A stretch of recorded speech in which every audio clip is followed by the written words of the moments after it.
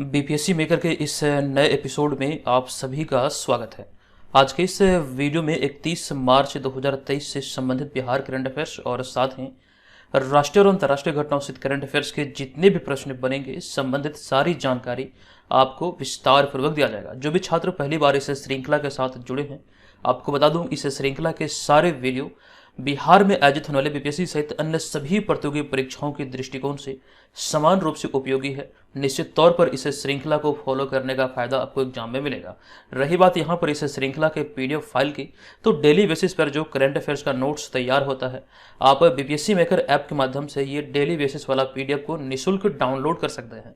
BPSC maker app को play store से download कीजिए और वहीं पर आपको सारा का सारा पीडीएफ मिल जाएगा। अब यहाँ पर हम आ चुके हैं पिछले वीडियो के प्रश्न पे। पिछले वीडियो का हमारा प्रश्न था कि हाल ही में बिहार और झारखंड के मनरेगा मजदूरों के लिए कितनी राशि दैनिक मजदूरी के रूप में निर्धारित किया गया है। संबंधित सारी जानकारी यहाँ से हमने आपको दिया था और आपको बतलाया था इसका राइट आंसर होगा 228 रुपये। अभी हाल ही में ये निर्धारित किया गया है। पहले जो थी ये थी 210 रुपये, लेकिन मार्च 2023 में इसमें संशोधन करते हुए इसे बढ़ाकर किया गया 228 रुपये।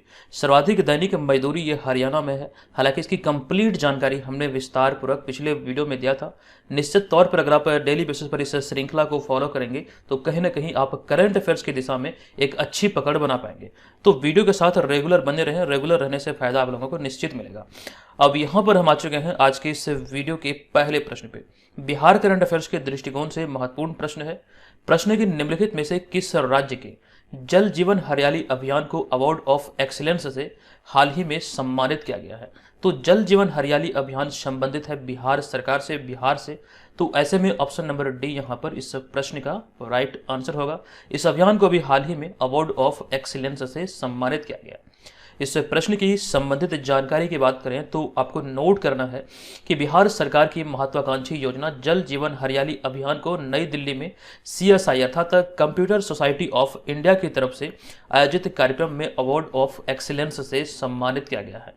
नई दिल्ली में सीएसआई अर्थात कंप्यूटर सोसाइटी ऑफ इंडिया की तरफ से आयोजित एक कार्यक्रम में अवार्ड ऑफ एक्सीलेंस से ये सम्मानित किया गया बिहार सरकार की जो महत्वाकांक्षी योजना है जल जीवन हरियाली।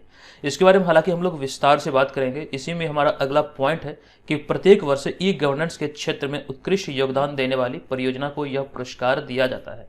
यानी कि यह एक वार्षिक पुरस्कार है जो कि प्रत्येक वर्ष भारत के किसी भी राज्य के किसी भी योजना को दिया जाता है। अब यहाँ पर हम बात करेंगे अगले पॉइंट में इस योजना की शुरुआत यानी कि जल जीवन हरियाली अभियान के बारे में कहा जा रहा है कि इस योजना की शुरुआत मुख्यमंत्री नीतीश कुमार द्वारा गांधी जयंती के अवसर पर 2019 में किया गया था। यानी कि 2 अक्टूबर 2019 को इसकी शुरुआत की गई थी। वहीं पर हम अगले पॉइंट की बात करें, आपको बता दूं कि बिहार का जो 110वां स्थापना दिवस मनाया गया 2022 में, इसका जो थीम निर्धारित था ये था जल जीवन हरियाली। आपको याद होगा अगर आपने रेगुलर बेसिस पर इस सीरीज को फॉलो किया था तो पिछले वर्ष हमने आपको ये जानकारी दिया था कि 2022 में जो 110वां बिहार दिवस मनाया गया इसका थीम निर्धारित था जल जीवन हरियाली। और आपको ध्यान रखना है कि ये एक योजना है बिहार में। इसी योजना को अभी हाल ही में ये अवार्ड ऑफ एक्सीलेंस से सम्मानित किया गया। क्योंकि यहाँ पर बात हो रही है बिहार की स्थापना दिवस की, तो आपको बता दूं कि अभी हाल ही में जो बिहार का 111वां स्थापना दिवस मनाया गया, तो वर्ष 2023 में बिहार दिवस का जो थीम है ये 7 निश्चय भाग 2 के तहत युवा शक्ति बिहार की प्रगति निर्धारित किया गया है। यानी कि 111वां जो बिहार स्थापना दिवस मनाया गया ये इसका थीम था युवा शक्ति बिहार की प्रगति। नोट कीजिएगा, अति महत्वपूर्ण है, ये सारे तथ्य एग्जाम में पूछे जा सकते हैं। क्योंकि यहाँ पर बात हुई है 7 निश्चय पार्ट 2 की, तो ऐसे में आप यहाँ पर देख सकते हैं 7 निश्चय योजना जो बिहार सरकार की यानी कि बिहार के मुख्यमंत्री नीतीश कुमार की एक महत्वाकांक्षी योजना है। और अभी वर्तमान समय की बात करें 7 निश्चय योजना का पार्ट 2 चल रहा है। लेकिन यहाँ पर हम इसकी शुरुआत की बात करें जो कि एग्जाम में आपसे पूछे जा सकते हैं, तो 7 निश्चय पार्ट 2 की जो शुरुआत हुई थी ये वर्ष 2020 से हुई थी, जो कि वर्तमान में चल भी रही है। इस पे मतलब कार्य हो रहा है। लेकिन पहले चरण की बात करें तो इसकी शुरुआत हुई थी यानी कि पार्ट 1 की तो 2015 में। और अभी मैंने आपको जानकारी दिया जो 111वां बिहार स्थापना दिवस मनाया गया इसका थीम था युवा शक्ति बिहार की प्रगति। ये पार्ट 2 के तहत ही निहित है और इसी विषय पर ये 2023 में 111वां बिहार स्थापना दिवस मनाया गया है। आप चाहें तो यहाँ पर इसका स्क्रीनशॉट ले लीजिए, अति महत्वपूर्ण है, यहाँ से एग्जाम में प्रश्न बनने की प्रबल संभावना है। अब यहाँ पर हम चलेंगे अगले प्रश्न पे। लेकिन नीतीश कुमार से संबंधित आपको एक जानकारी दे दूं कि बतौर मुख्यमंत्री गांधी मैदान में सर्वाधिक बार झंडा फहराने का रिकॉर्ड अब हो चुका है मुख्यमंत्री नीतीश कुमार के नाम। इनसे पहले जो गांधी मैदान में सर्वाधिक बार झंडा फहराने का रिकॉर्ड था, ये बिहार के पहले मुख्यमंत्री डॉक्टर श्री कृष्ण सिंह के नाम था। ये सारे तथ्यों को आपको अपनी कॉपी में नोट करना है। अब यहाँ पर हम आ चुके हैं दूसरे प्रश्न पे। ये दूसरा प्रश्न है कि बिहार के गया में फल्गु नदी पर बने गयाजी डैम और किस योजना को मार्च 2023 में राष्ट्रीय पुरस्कार CBIP अवार्ड 2022 से सम्मानित किया गया। देखिए, ये भी प्रश्न इंपॉर्टेंट है और इस प्रश्न के हम राइट आंसर की बात करें तो इसका राइट आंसर होगा गंगा जल आपूर्ति योजना, यानी कि ऑप्शन नंबर बी यहाँ पर इस प्रश्न का राइट आंसर होगा। आपको यहाँ पर ध्यानपूर्वक देखना है कि मार्च 2023 में central board of irrigation and power अर्थात CBIP द्वारा दिल्ली में आयोजित एक विशेष समारोह में बिहार की महत्वाकांक्षी योजनाओं में शामिल गंगा जल आपूर्ति योजना और फल्गु नदी पर बने गयाजी डैम को, यानी कि इन दोनों योजनाओं को केंद्रीय मंत्री आर के सिंह द्वारा राष्ट्रीय पुरस्कार CBIP अवार्ड 2022 से सम्मानित किया गया। ये दोनों को यहाँ से आपको ध्यान रखना, फल्गु नदी पर जो गयाजी डैम का निर्माण किया गया है, साथ साथ गंगा जल आपूर्ति योजना को भी हाल ही में राष्ट्रीय पुरस्कार CBIP अवार्ड 2022 से सम्मानित किया गया है। ये दोनों संबंधित है बिहार से। अगले पॉइंट में यहाँ पर हम बात करें फल्गु नदी की। यहाँ से कई बार एग्जाम में प्रश्न बने हैं। प्राचीन भारतीय इतिहास के अंतर्गत आप इसके बारे में पढ़ते हैं कि फल्गु नदी को ही निरंजना नदी भी कहा जाता है और महात्मा बुद्ध को इसी नदी के तट पर उर्वेला ग्राम में या फिर उर्वेला गांव में पीपल वृक्ष के नीचे आत्मज्ञान यानी कि ज्ञान की प्राप्ति हुई थी। ये भी यहाँ से आपको ध्यान रखना है। ये बोधगया में है और फल्गु नदी को ही निरंजना नदी कहा जाता है। यहीं पर महात्मा बुद्ध को इसी नदी के तट पर उर्वेला ग्राम में पीपल वृक्ष के नीचे आत्मज्ञान प्राप्त हुआ था। और वहीं पे हम अगले पॉइंट की बात करें तो उन्होंने अपना पहला उपदेश सारनाथ में दिया था और इस घटना को बौद्ध धर्म में धर्म चक्र परिवर्तन कहा गया। आपको बता दूं कि ये जो पॉइंट आप देख रहे हैं कि उन्होंने अपना पहला उपदेश सारनाथ में दिया था, ये एक ऐसा पॉइंट है यहाँ से कई बार विभिन्न प्रतियोगी परीक्षाओं में प्रश्न पूछे गए हैं। अगर बौद्ध धर्म की बात करें तो बौद्ध धर्म में सर्वाधिक जो प्रश्न बने हैं इसी मतलब पॉइंट से बने हैं कि उन्होंने पहला उपदेश कहाँ दिया था और इस घटना को बौद्ध धर्म में क्या कहा गया। हमने आपको कई बार बताया कि बौद्ध धर्म और जैन धर्म से संबंधित एक प्रश्न बिहार की प्रतियोगी परीक्षा में निश्चित तौर पर पूछे जाते हैं। तो ये दोनों जो मतलब कह सकते हैं टॉपिक है, इसको अच्छी तरह से कमेंट कर लीजिएगा, यहाँ से प्रश्न बनना स्वाभाविक है। तो आपको ध्यान रखना कि बौद्ध धर्म के अंतर्गत इस घटना को धर्म चक्र परिवर्तन कहा गया। वहीं भी हम अगले पॉइंट की बात करें तो मृत्यु के बाद बुद्ध के शरीर के अवशेषों को 8 भागों में बांटकर अलग अलग जगहों पर 8 स्तूपों का निर्माण कराया गया और बौद्ध धर्म में इन 8 जगहों को पवित्र स्थल कहा गया है। ये भी आपको ध्यान रखना, कई लोगों को पता होगा, जिन्हें भी पता है आप लोग कमेंट कीजिए ये 8 स्थल कौन कौन से हैं जहां पर इनके अवशेषों से बौद्ध स्तूप का निर्माण किया गया है। इनके मृत्यु के बारे में कहा जाता है कि उत्तर प्रदेश के कुशीनगर में, पहले इसे कुशीनारा के नाम से जाना जाता था, तो यहीं पर मांस खा लेने की वजह से इनकी मृत्यु हो गई थी। तो ये सारी बातें हैं जो कि बौद्ध धर्म से संबंधित है, जो कि आपको याद रखना है। बौद्ध धर्म में त्रिपिटक से संबंधित भी प्रश्न बनता है। त्रिपिटक की बात करें तो सुत्त पिटक, विनय पिटक और अभिधम पिटक, यहाँ से भी कई बार एग्जाम में प्रश्न बने हैं। इस टॉपिक को ध्यान में रखिएगा, निश्चित तौर पर यहाँ से आपके एग्जाम में प्रश्न बनते हैं। प्रीवियस ईयर में अगर आप प्रीवियस ईयर का प्रश्न पत्र को देखेंगे तो निश्चित तौर पर देखिएगा कि यहाँ से प्रश्न पूछे गए हैं। चलिए अब यहाँ पर हम आ चुके हैं तीसरे प्रश्न पे। ये हमारा तीसरा प्रश्न है कि निम्नलिखित में से किस राज्य के सुंदरजा आम को हाल ही में GI टैग मिला है। तो सुंदरजा आम की बात करें तो सुंदरजा आम संबंधित है मध्य प्रदेश से। मध्य प्रदेश का रीवा से ये संबंधित है और अभी हाल ही में इसे जियोग्राफिकल इंडिकेशन टैग दिया गया है, अर्थात GI टैग दिया गया। तो ऐसे में ऑप्शन नंबर ए यहाँ पर इस प्रश्न का राइट आंसर हो जाएगा। आपको जानकारी दे दूं कि हाल ही में मध्य प्रदेश के रीवा जिले के सुंदरजा आम और मुरैना की गजक को, मध्य प्रदेश में ही एक स्थल है मुरैना, और यहाँ की गजक को GI टैग प्रदान किया गया है। सुंदरजा आम क्या है ये आप जान चुके हैं, ये आम की एक अलग किस्म है। जबकि गजक की बात करें तो आपको बता दूं कि गजक का जो निर्माण होता है ये तिल और मूंगफली से इसका निर्माण किया जाता है, ये खाद्य सामग्री है। तो आपको ध्यान रखना है मध्य प्रदेश के रीवा जिले के सुंदरजा आम और मुरैना की गजक को भी हाल ही में जियोग्राफिकल इंडिकेशन टैग प्रदान किया गया है। सुंदरजा आम में शर्करा का स्तर काफी कम होता है, जिससे इसे शुगर के यानी कि मधुमेह के मरीज भी खा सकते हैं। आप इस आम के प्रसिद्धि का अंदाजा इस बात से भी लगा सकते हैं कि वर्ष 1968 में इस आम के नाम पर एक डाक टिकट जारी किया गया था भारत सरकार के द्वारा। ये ध्यान रखिएगा, इस तिथि को ध्यान रखना, आपको यहाँ से प्रश्न बन सकते हैं। 1968 में ये डाक टिकट जारी किया गया था सुंदरजा आम के नाम पर। वहीं पे हम अगले पॉइंट की बात करें, GI टैग की बात करें तो GI टैग की शुरुआत हुई थी वर्ष 1999 के अधिनियम से। और आपको बता दूं कि GI टैग जो दिया जाता है ये 10 वर्षों की अवधि के लिए ही प्रदान किया जाता है। उसके बाद दोबारा से इसका रजिस्ट्रेशन किया जाता है। अब यहाँ पर हम अगले पॉइंट की बात करें तो पश्चिम बंगाल के दार्जिलिंग जो चाय है, पहली बार पश्चिम बंगाल के दार्जिलिंग चाय को ही जीआई टैग दिया गया था। वहीं पर अगला पॉइंट है कि अब तक बिहार के 10 से अधिक उत्पादों को जीआई टैग मिल चुका है। हालांकि हम बात करें हाल ही में अगस्त 2022 में मिथिला मखाना को यह टैग मिला है। ये सारी बातें आपको याद होगा, हमने विस्तार पूर्वक आपको जानकारी दिया है। हालांकि जीआई टैग के बारे में आपको बता दूं कि जीआई टैग अर्थात जियोग्राफिकल इंडिकेशन टैग भारतीय संसद ने 1999 में रजिस्ट्रेशन एंड प्रोटेक्शन एक्ट के तहत जियोग्राफिकल इंडिकेशन ऑफ गुड्स लागू किया था और इस आधार पर भारत की किसी भी क्षेत्र में पाए जाने वाली विशिष्ट वस्तु का कानूनी अधिकार उस राज्य को या फिर संबंधित क्षेत्र को दिया जाता है। ये यहाँ से आपको ध्यान रखना, किसी भी भौगोलिक क्षेत्र में कोई वस्तु प्रसिद्ध है तो उस क्षेत्र या फिर उस राज्य को इसका कानूनी अधिकार दिया जाता है। और ऐसे में यहाँ पर हम बात करें जर्दालू आम, कतरनी, चावल, मगही, पान, शाही लीची 2018 में जीआई टैग प्राप्त करने वाला बिहार से चौथा कृषि उत्पाद है। हालांकि बिहार के अन्य उत्पादों को भी यहाँ पर कह सकते हैं जीआई टैग दिया गया। जैसे कि बात करें हम यहाँ पर सिलाव खाजा की, और भी कई सारे उत्पाद हैं, जैसे कि अभी हाल ही में मिथिला मखाना को जीआई टैग दिया गया। मिथिला मखाना के बारे में कई सारी जानकारी हमने दिया था कि पहले इसे बिहार मखाना के नाम से मतलब रजिस्ट्रेशन के लिए कहा गया था, लेकिन इसमें संशोधित करते हुए इसे मिथिला मखाना नाम किया गया। और साथ ही जीआई टैग से संबंधित ये भी ध्यान रखेंगे कि जीआई टैग मिलने से किसी भी उत्पाद की जो इंटरनेशनल मार्केटिंग होती है वो आसान हो जाती है। जीआई टैग मिलने से किसी जो उत्पाद होते हैं, किसी उत्पाद को एक बेहतर पहचान मिलता है। ये सारी बातें जीआई टैग से संबंधित कई बार हमने आपको बतलाया है। फिलहाल अब यहाँ पर हम आगे बढ़ेंगे, लेकिन उससे पहले ध्यान रखेंगे जनवरी 2022 से दिसंबर 2022 तक का जो वार्षिकांक बिहार स्पेशल करंट अफेयर्स है, इस पीडीएफ का लिंक इस वीडियो के डिस्क्रिप्शन में है। आप जाकर वहां से इस पीडीएफ फाइल को डाउनलोड कर सकते हैं। अब यहाँ पर हम आ चुके हैं आज के इस वीडियो के चौथे प्रश्न पे। ये प्रश्न है कि हाल ही में खबरों में रहा होपी जातीय समूह का संबंध किस देश से है। तो होपी जातीय समूह का संबंध की बात करें तो ये संबंधित है अमेरिका के एरिजोना प्रांत से।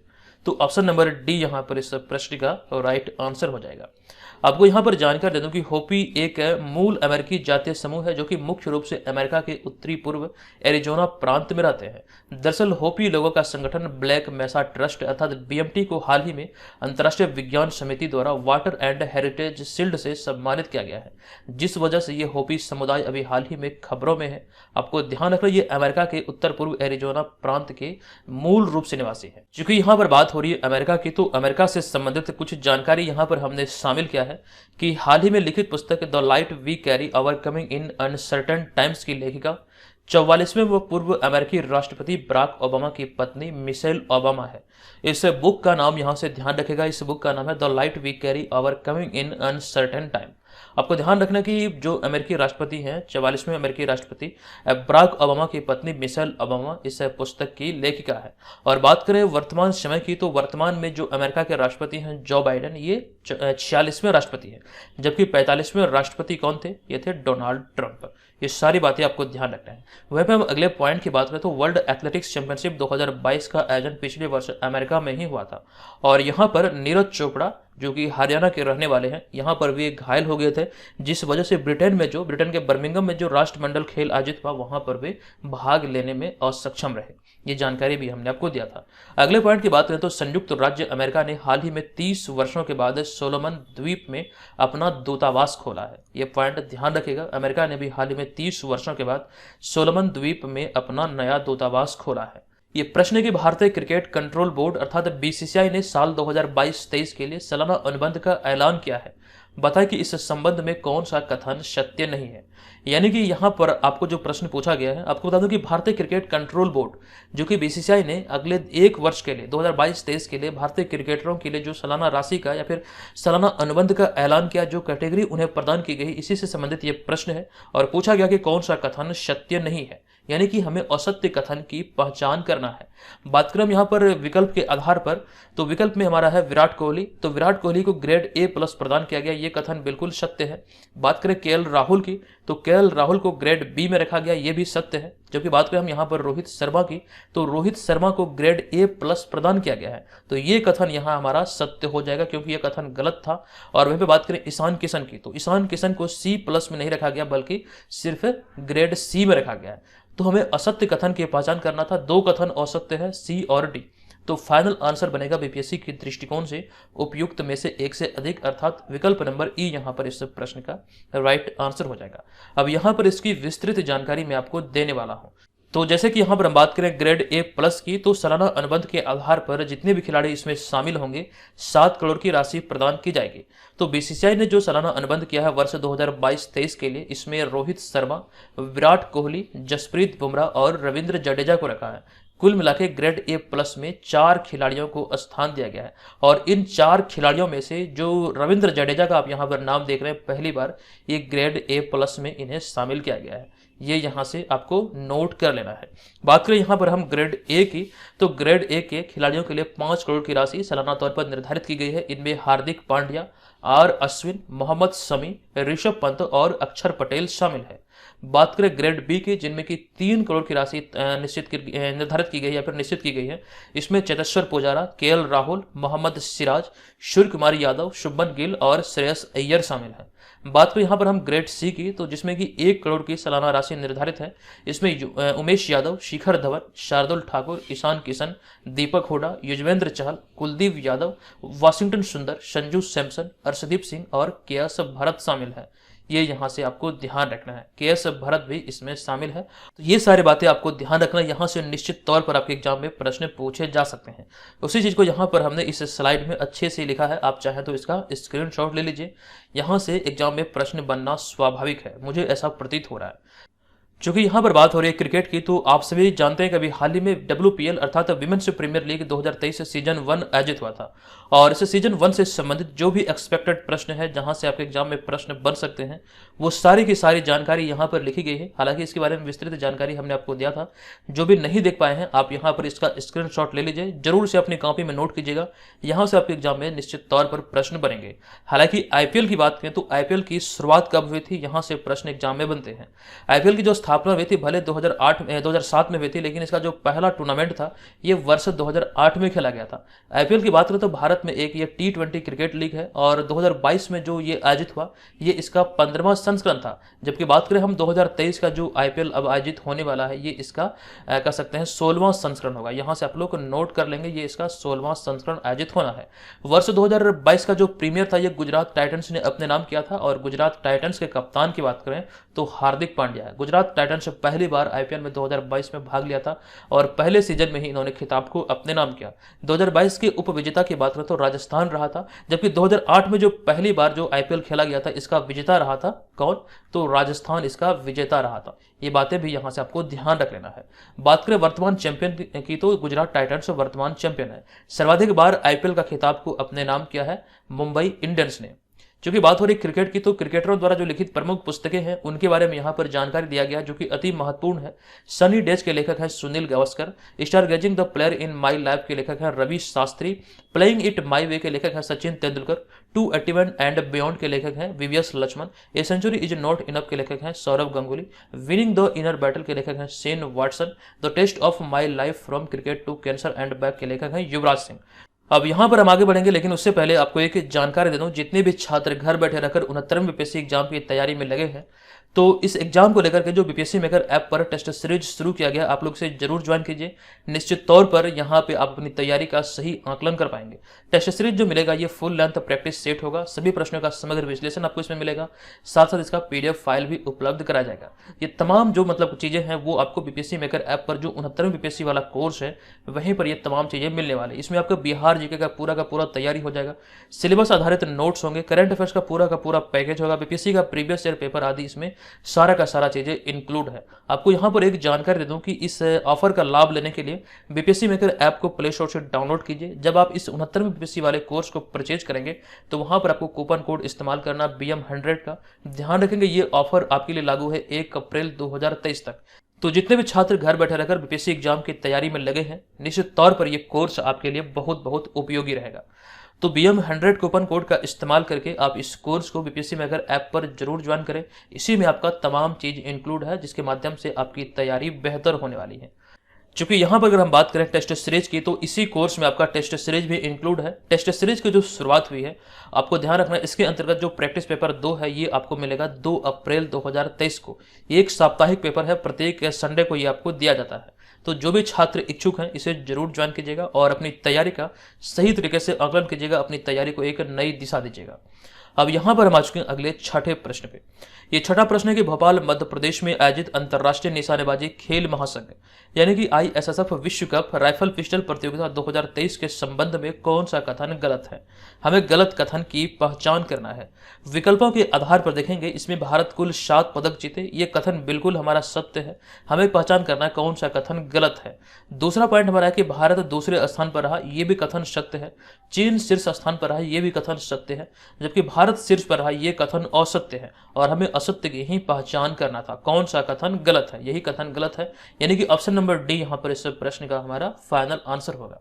आपको विस्तृत जानकारी दे दूं कि ISSF विश्व कप राइफल और पिस्टल प्रतियोगिता 2023 का आयोजन 20 से 27 मार्च 2023 तक भोपाल मध्य प्रदेश में आयोजित किया गया।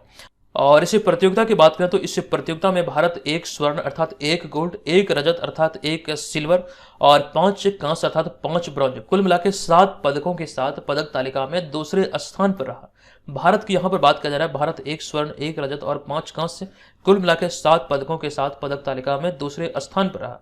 जबकि चीन की बात करें तो चीन ने 8 स्वर्ण, 2 रजत और 2 कांस्य, कुल मिला के 12 पदक अपने नाम किया और इसके साथ ही पदक तालिका में पहले स्थान पर रहा।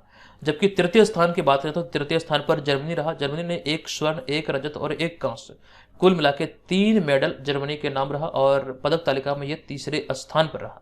हमारा अगला पॉइंट है ISSF अर्थात इंटरनेशनल शूटिंग स्पोर्ट्स फेडरेशन यानी कि अंतर्राष्ट्रीय निशानेबाजी खेल महासंघ। इसकी स्थापना हुई थी वर्ष 1907 में और इसका मुख्यालय म्यूनिख जर्मनी में है, ये यहाँ से ध्यान रखेगा। अगर हम बात करें इस प्रतियोगिता की भारत के दृष्टिकोण से किस खिलाड़ी ने कौन सा पदक अपने नाम किया, जो भारत के नाम 7 पदक रहा, यहाँ पर ये पूरी की पूरी सूची को देख सकते हैं। सरबजोत सिंह एकल प्रतियोगिता में 10 मीटर एयर पिस्टल में स्वर्ण पदक इन्होंने अपने नाम किया। जबकि बात करें यहाँ पर दूसरे नंबर पे वरुण तोमर और रिदम शांगवान जो कि 10 meter air pistol mixed team में रजत पदक अर्थात सिल्वर मेडल अपने नाम किया। वरुण तोमर की एकल की बात करें, सिंगल्स की बात करें तो आपको ध्यान रखना पुरुषों के 10 मीटर एयर पिस्टल में इन्होंने कांस्य पदक अपने नाम किया। जबकि बात करें वहीं पे चौथे नंबर पर रुद्राक्ष बाला साहब पाटिल पुरुषों के 10 मीटर एयर राइफल में इन्होंने भी कांस्य पदक अपने नाम किया। और फिर उसके बाद अगला 5वां है रुद्राक्ष बाला साहब पाटिल तथा नर्मदा राजू जो कि 10 meter air rifle mixed team में कांस्य पदक अपने नाम किया। मनु भाकर महिलाओं की 25 मीटर पिस्टल में कांस्य पदक और वहीं पे शिफ्ट सामरा महिलाओं की 50 मीटर राइफल 3 पोजीशन में कांस्य पदक इन्होंने अपने नाम किया। ये सभी चीजें यहाँ से आपको ध्यान रखना, कुल मिला के 7 पदक भारत के नाम रहा। यहाँ पर इसका स्क्रीनशॉट लीजिए, एग्जाम में पूछे जा सकते हैं। ISSF की बात करें तो ये शूटिंग से संबंधित है और इसकी स्थापना के बारे में हमने जानकारी दिया। वर्ष 1907 में इसकी स्थापना हुई थी और इसका मुख्यालय जो है म्यूनिख जर्मनी में है। ये सारी बातें अभी थोड़ी देर पहले हमने आपको बताया। फिलहाल अब यहाँ पर हम चलते हैं अगले प्रश्न पे। हमारा अगला है 7वां प्रश्न। तो किस विश्वविद्यालय को विषय आधारित QS वर्ल्ड यूनिवर्सिटी रैंकिंग 2023 के तहत पहला स्थान मिला है?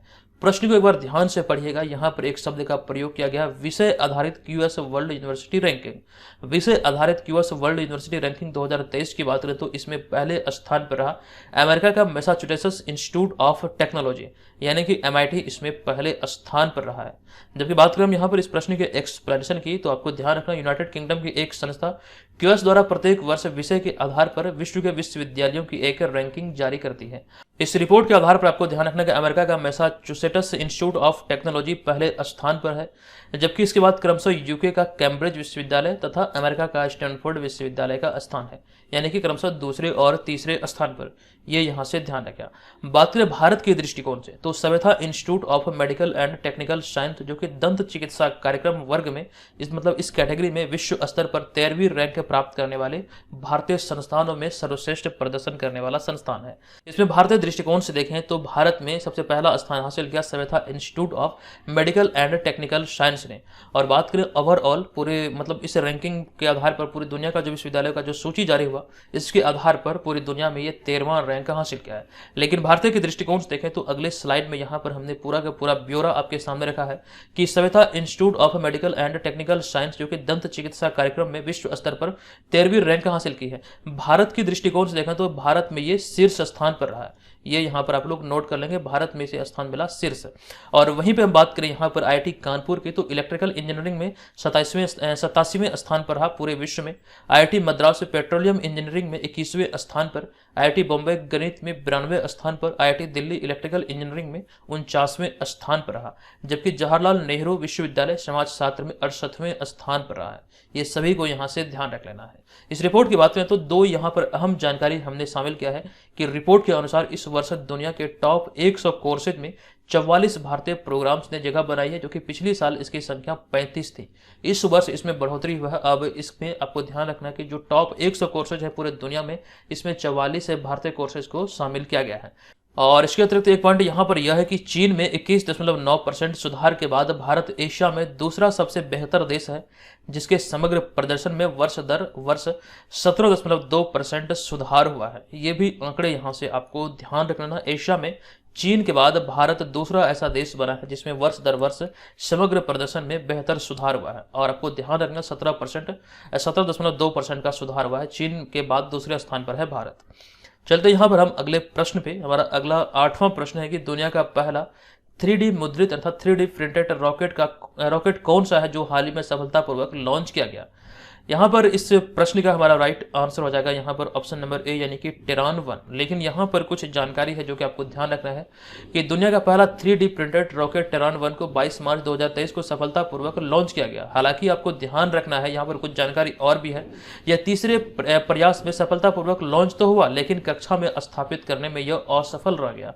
ये इसका तीसरा प्रयास था। सफलतापूर्वक लॉन्च तो हुआ जमीन से, लेकिन कक्षा में स्थापित होने में ये असफल रह गया। तो ये भी आपको ध्यान रखना है। ये पहला बात करें यहाँ पर दुनिया का पहला 3D प्रिंटेड रॉकेट की, तो इसे एक US आधारित रॉकेट निर्माण कंपनी रिलेटिविटी स्पेस ने फ्लोरिडा के स्पेस फोर्स स्टेशन से प्रक्षेपित किया था। ये यहाँ से आपको ध्यान रखना है। ये किस कंपनी के द्वारा प्रक्षेपित किया गया, तो अमेरिका की एक कंपनी है रिलेटिविटी स्पेस, इसी के द्वारा इसे प्रक्षेपित किया गया था। आप यहाँ पर देख भी सकते हैं। चलते हैं अगले 9वें प्रश्न पे। प्रश्न है कि हाल ही में किस देश द्वारा क्वांटम कंप्यूटिंग आधारित टेलीकॉम नेटवर्क लिंक प्रारंभ किया गया है। तो अभी हाल ही में भारत द्वारा ये क्वांटम कंप्यूटिंग आधारित टेलीकॉम नेटवर्क लिंक प्रारंभ किया गया। तो ऑप्शन नंबर डी यहाँ पर इस प्रश्न का राइट आंसर होगा। आपको जानकारी दे दूं कि क्वांटम कंप्यूटिंग आधारित देश का पहला टेलीकॉम नेटवर्क लिंक राष्ट्रीय राजधानी दिल्ली में शुरू हुआ है। दरअसल आपको यहाँ पर इस बात का भी ध्यान रखना है। साथ ही केंद्रीय दूरसंचार मंत्री अश्विनी वैष्णव, जिन्हें आप यहाँ पर इस तस्वीर में देख रहे हैं, तो इन्होंने क्वांटम संचार लिंक को हैक करने वाले को 10 लाख रुपया देने की बात कही। यानी कि एक चुनौती के रूप में दिया गया, जो भी इसे हैक करेगा उसे 10 लाख रुपया पुरस्कार स्वरूप दिया जाएगा। हम बात करें यहाँ पर अगले पॉइंट की, तो भारत के पहले quantum computing based telecom network system को C.net डेवलप किया। इसके डेवलपर का नाम क्या है, तो आपको ध्यान रखना C.net इसे डेवलप किया है। ये भी एग्जाम में पूछे जा सकते हैं। वहीं पर बात करें क्वांटम कंप्यूटिंग की, तो ये आखिर है क्या। तो एक मॉडर्न टेक्नोलॉजी है और इस तरह की टेक्नोलॉजी से लैस कंप्यूटर का इस्तेमाल मॉडर्न समस्याओं के समाधान के लिए किया जाता है। जो भी जटिल समस्याएं होती है उसके समाधान के लिए क्वांटम कंप्यूटिंग आधारित टेक्नोलॉजी का प्रयोग किया जाता है। और इस टेक्नोलॉजी में डाटा को कई तरह से प्रोसेस किया जाता है और इन कंप्यूटर को तेज गति से काम करने के लिए ही जाना जाता है। तो ये सारी बातें हैं जो कि आपको ध्यान रखना। अभी हाल ही में क्वांटम कंप्यूटिंग आधारित देश का पहला टेलीकॉम नेटवर्क लिंक राजधानी दिल्ली में शुरू किया गया है। चलते हैं अगले हम यहाँ पर 10वें प्रश्न पे। किस देश के पूर्व राष्ट्रपति डिल्मा रूसेफ को ब्रिक्स न्यू डेवलपमेंट बैंक का नया अध्यक्ष नियुक्त किया गया है। तो ये ब्राजील की पूर्व राष्ट्रपति है, जिसे आप यहाँ पर इस तस्वीर में देख सकते हैं। आपको जानकारी दे दूं कि हाल में ब्राजील की पूर्व राष्ट्रपति Dilma Rousseff New Development Bank अर्थात NDB की नई प्रमुख चुनी गई है। दरअसल यहाँ पर आपको ध्यान रखना, न्यू डेवलपमेंट बैंक की बात करें तो ब्रिक्स देशों जिनमें कि ब्राजील, भारत, रूस, चीन और दक्षिण अफ्रीका है, ये इसके द्वारा स्थापित एक वित्तीय संस्थान है जिसे कि ब्रिक्स बैंक के भी नाम से जाना जाता है। लेकिन यहाँ न्यू डेवलपमेंट बैंक की बात हुई तो ऐसे में यहाँ से कुछ प्रश्न आपके एग्जाम में और भी पूछे जा सकते हैं। जैसे इसकी स्थापना हुई थी 15 जुलाई 2014 को और इसका मुख्यालय संघाई चीन में है। लेकिन एक अहम जानकारी है जो कि आपको ध्यान रखना है कि मिस्र हाल ही में आधिकारिक तौर पर ब्रिक्स के न्यू डेवलपमेंट बैंक का सदस्य बना है। 4 से 5 दिन पहले हमने ये जानकारी आपको दिया था इसी सीरीज के अंतर्गत। ध्यान रखेंगे, इसमें अब मिस्र भी आधिकारिक तौर पर शामिल हो गया है। अगला 11वां प्रश्न है कि गेटवे ऑफ इंडिया से एलिफेंटा गुफाओं तक तैरने वाले पहले व्यक्ति हाल ही में कौन बने हैं। तो आप यहाँ पर इन्हें इस तस्वीर में देख सकते हैं। इनका नाम है कृष्ण प्रकाश। तो ऑप्शन नंबर बी यहाँ पर इस प्रश्न का राइट आंसर हो जाएगा। आपको जानकारी दे दूं कि ड्राउनिंग प्रिवेंशन अवेयरनेस अभियान के तहत भारतीय पुलिस सेवा अर्थात IPS अधिकारी कृष्ण प्रकाश ने मुंबई के गेटवे ऑफ इंडिया से एलिफेंटा कैव्स की यानी कि एलिफेंटा के गुफाओं तक की तैराकी की है। और इसके तहत आपको ध्यान रखना, उन्होंने 16.20 किलोमीटर का अभियान सिर्फ 5 घंटे 26 मिनट में पूरा किया। ऐसा करने वाले वे इतिहास में पहले व्यक्ति बने हैं, ये यहाँ से ध्यान रखना है। अगले पॉइंट की बात है तो गेटवे ऑफ इंडिया और एलिफेंटा की गुफाएं मुंबई महाराष्ट्र में है। 1987 में पुनर्स्थापित एलिफेंटा गुफाओं को यूनेस्को की विश्व धरोहर स्थल में नामित किया गया था। 1987 में विश्व की धरोहर स्थल जो यूनेस्को की है, इसमें इसे शामिल किया गया था एलिफेंटा की गुफाओं को। अगला 12वां प्रश्न है कि किस राज्य सरकार ने मीडिया कर्मियों की सुरक्षा और उनके खिलाफ हिंसा को रोकने के लिए एक विधेयक पारित किया है? तो अभी हाल ही में छत्तीसगढ़ सरकार ने ऐसा फैसला किया है।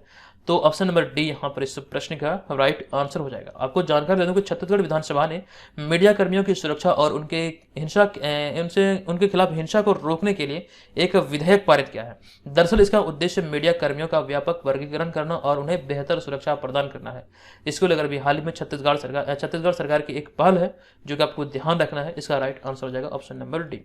अब यहां पर हम चलेंगे आज के इस वीडियो के प्रश्न की ओर। आज के इस वीडियो का हमारा प्रश्न है कि निम्नलिखित में से कौन हाल ही में पटना हाईकोर्ट के नए चीफ जस्टिस नियुक्त किए गए हैं? संबंधित सारी जानकारी हमने आपको दिया था। बताएं इस प्रश्न का राइट आंसर क्या होगा। कोशिश कीजिए कि जो भी प्रश्न आप लोगों से पूछे जाते हैं आप लोग से कमेंट बॉक्स में लिखें और सारी जानकारी विस्तार पूर्वक लिखें।